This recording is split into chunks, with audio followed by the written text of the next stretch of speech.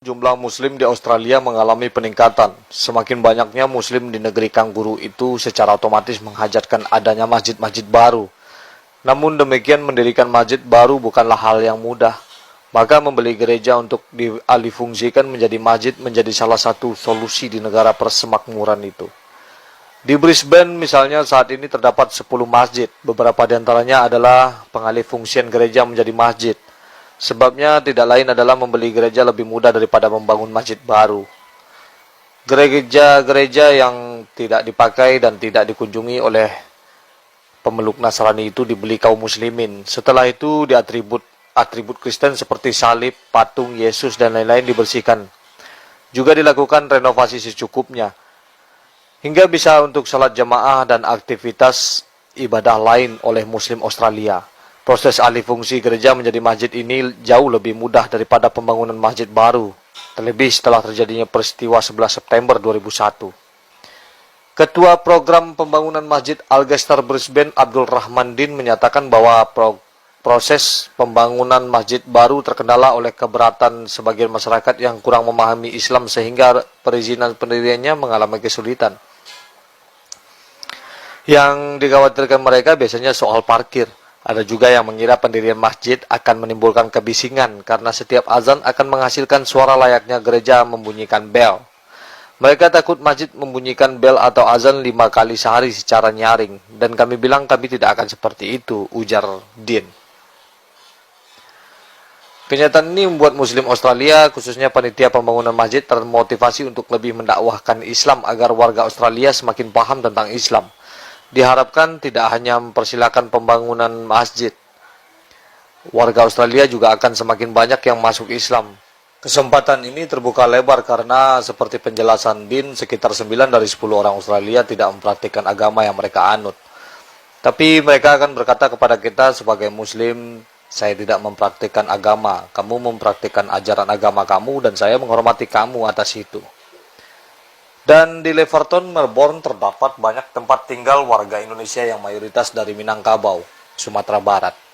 Sehingga ada satu buah persatuan perantau dari Sulit Air Kabupaten Solo, Sumatera Barat. Mereka membuat persatuan yang diberi nama Sulit Air Sepakat atau SAS di Melbourne, Australia.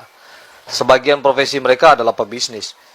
Pebisnis properti asal Minangkabau ini dapat membeli sebuah gereja dan pekarangannya dengan harga $630.000. Bahkan harga pekarangan gereja itu saja setelah diolah dan dijual hasilnya melebihi dari keseluruhan nilai modal yang dibayarkan. Gereja itu kemudian dijadikan tempat ibadah umat Islam yang fungsinya persis seperti masjid. Maklum kalau hanya izin rumah ibadah saja bisa dipakai untuk semua agama dan kepercayaan. Sehingga untuk mengantisipasi dan agar lebih luas cakupan aktivitasnya maka diubah izinnya menjadi masjid. Masjid Sulit Air Sepakat kini menjadi tempat pusat aktivitas keagamaan Islam seperti salat Jumat, tarawih, pendidikan Al-Quran, taman kanak-kanak, latihan kesenian dan kebudayaan, dan aktivitas perkumpulan Indonesia lainnya. Di Melbourne mengutamakan keteraturan dari persoalan agama. Sebab tempat ibadah pun jika mengganggu ketertiban dan mengganggu hak orang lain akan ditutup. Ada 2 masjid yang dilarang untuk menyelenggarakan salat Jumat hanya karena gara-gara parkir mobil jemaah mengganggu masyarakat sekitar. Pertama, Masjid The Monash University. Masjid ini dibeli dan dibangun oleh kerajaan Saudi Arabia sebagai kompensasi dari donasinya kepada Monash University. Masjid Monash University jauh dari kesan masjid, hanya berupa bentuk bangunan rumah yang digunakan untuk kegiatan ibadah, khususnya salat. Di masjid yang kecil inilah diselenggarakan salat fardu termasuk salat Jumat. Pada suatu saat jamaah salat Jumat memarkir mobil di depan rumah dosen yang mengganggu lalu lintasnya. Kemudian pemilik rumah membuat laporan kepada pemerintah. Nah, tindakan pemerintah Australia adalah melarang salat Jumat di masjid itu, tetapi diperbolehkan untuk salat fardu dan pengajian lainnya.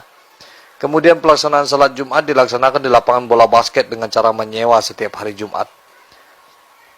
Kedua masjid komunitas muslim di Indonesia di Westall, Australia. Masjid ini dibeli dari hasil sumbangan warga muslim Indonesia di Australia untuk kegiatan keislaman termasuk salat Jumat. Pada suatu saat pelaksanaan salat Jumat dihadiri tidak hanya warga Indonesia tapi juga warga India, Bangladesh dan lainnya. sehingga jamaah membludak dan memarkir mobil di depan toko yang berada di sebelah Masjid Westall. Pemilik toko protes karena pelaksanaan salat Jumat mengganggu pelanggannya, lalu ia melaporkan hal itu ke polisi. Pemerintah Australia kemudian melarang pelaksanaan salat Jumat di Masjid Komunitas Muslim Indonesia, meskipun aktivitas lainnya yang tidak mengganggu ketertiban masih tetap diperbolehkan. Umat Muslim di Albury sangat sedikit, tetapi mereka semangatnya tinggi untuk menjalankan agamanya. Tidak ada masjid khusus di Albury untuk menjalankan kewajiban salat Jumat.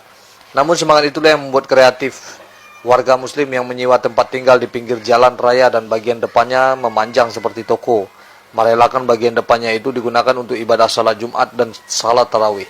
Ketika jumlah jemaah salat Jumat melebihi kapasitas ruangan, ia rela membuka sekat pembatas ruangan itu agar lebih besar. Bahkan pintu kamarnya sendiri dibuka untuk dipakai aktivitas salat agar jemaah tidak meluber keluar ruangan.